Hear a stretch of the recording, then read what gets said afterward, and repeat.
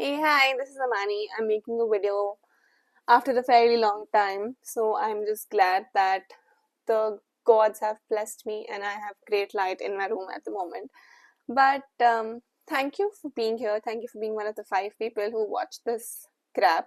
I don't want to say crap, I don't want to self deprecate. I would want to address a topic today called it feels like I'm a school teacher. आज का topic है कि today I want to address the fact that a lot of people, including me in my past self, and sometimes actually currently as well, worry about the fact that does your degree really matter?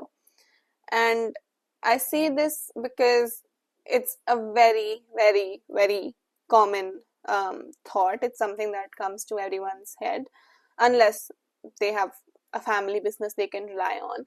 If you want to go for any job whatsoever in the world, if you want to seek employment outside, the first thought is, oh, I don't have qualifications to do this.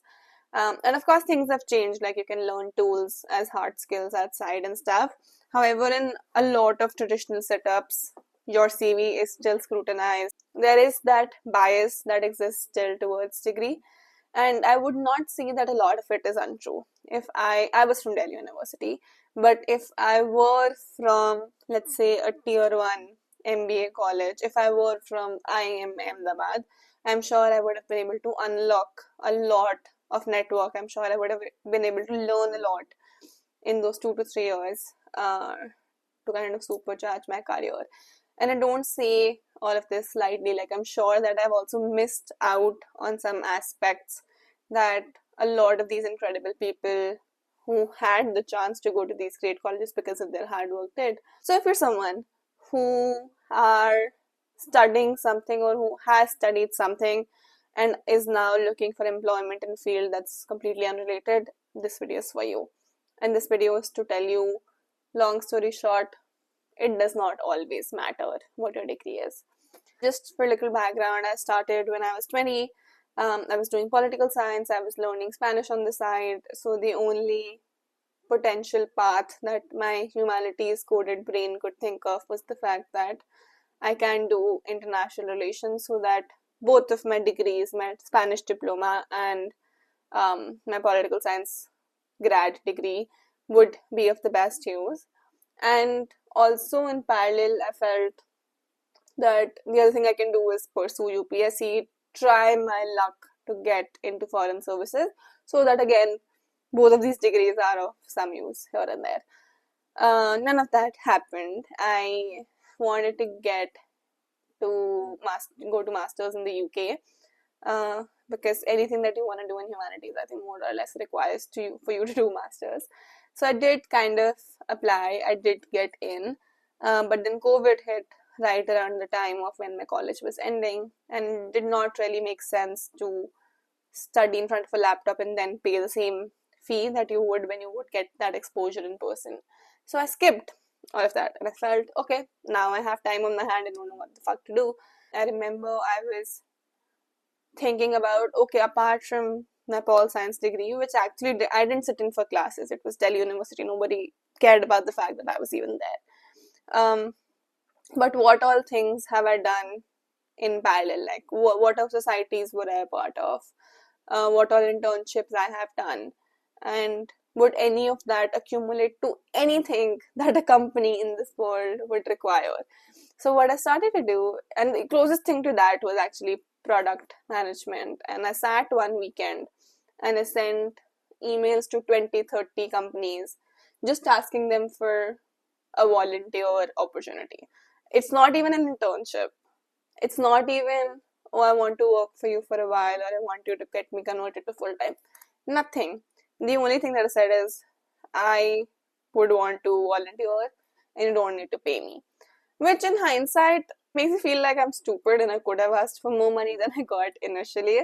But because I did not have the degree, which a lot of people getting those internships had, made me feel that, oh, I'm coming from, like, I'm not starting on the same lens, which means that I would have to sacrifice a little initially, which would be true if you are coming from a degree which is not directly correlating to at least your first job. I feel the volunteer thing was great for me to get my foot in the door and for me to just build some very few initial connections, just because I wanted to show that I'm a hustler and nothing else mattered as much.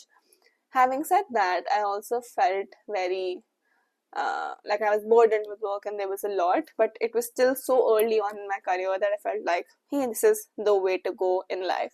I think after 3 to 5 years, the only time you should mention your colleges is if you want to talk about your network and not if you want to say, hey, I'm Amani, I'm from this college. It just gives a very bad impression because it makes employers feel that that is a part of your identity. And after a while, your college should not be a part of your identity, and that while is basically your first year or two of your career.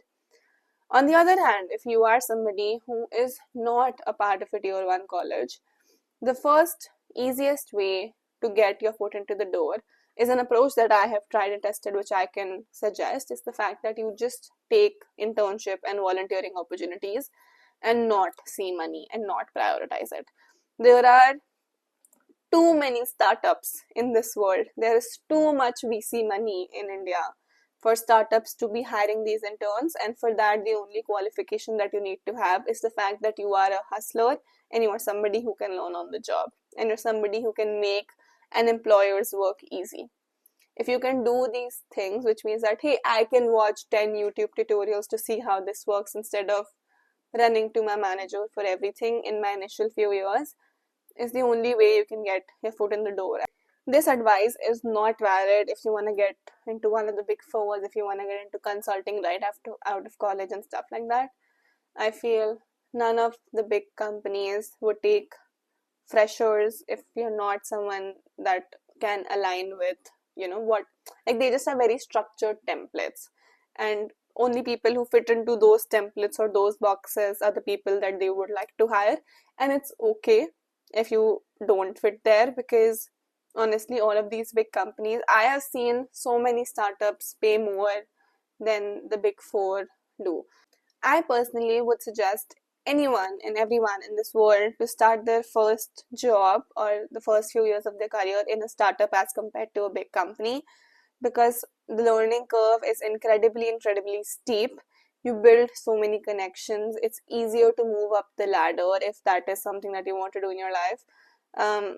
It's very likely that you get paid almost as much or even slightly more than what you would at a big four company. There are cons, of course, around the fact that there's no work-life balance, life's really hectic, it's in a constant firefighting zone in terms of how they operate. And it's also likely that the company will not remain 2 years from now, which are some cons of working at a startup. But having said that, if you come from a place where your degree does not correspond with what you want to do in your life, then the easiest way to get started is to join a startup and to just display that you're a hustler and you can do 10 things on an average basis as compared to one thing really well.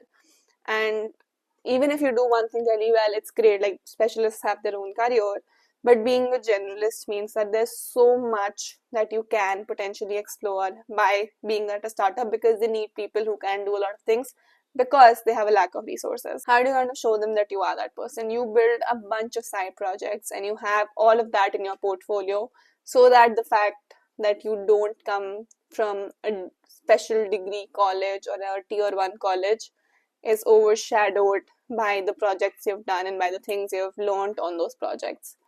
Number 2, make sure you have some hard skills that you can pick up through YouTube before you apply to these companies, even if you're not coming from a tier 1 college. If you're a young person who's still figuring out what you should be doing in life, who's still figuring out if they should apply for a specific job despite the fact that they don't have the qualification for it, I would state what Michael Scott said, which is that you miss all the shots you don't take. And the only way to get through something is to go through it. I'm not saying you need to single-handedly take the responsibility of ensuring that bias doesn't exist, but you need to take the responsibility for yourself to identify how can you improve yourself to be, at least, you don't need to be smart enough or intelligent enough, but you need to have a little bit of mentality of, I can give her something or I can give him something and I can trust them enough to figure it out. And if you are able to do that even 50 to 60% of the times, I feel most of the employers would just want that. If you go to places that are unstructured, it's easier to kind of find your ways as compared to going to places where there's very set template of how they want their employees to be. Only unstructured, chaotic places will give you the sense of belonging and will give you the sense of, oh, I can F around and find out, because this is a space where everyone is practically doing that. And if, as a big sister, I can give you a last piece of advice, apply for a startup as compared to a big company. It will boost your career in the ways you would not imagine, in terms of your confidence in yourself, in terms of you being able to adapt to a lot of situations. In case of your soft skills, not just hard skills, it just equips you with so much armor that no matter wherever you want to go from your second job onwards, it's a battlefield that prepares you for it. If you have any questions, all you 5 people who are watching this, please drop it and I will try to respond.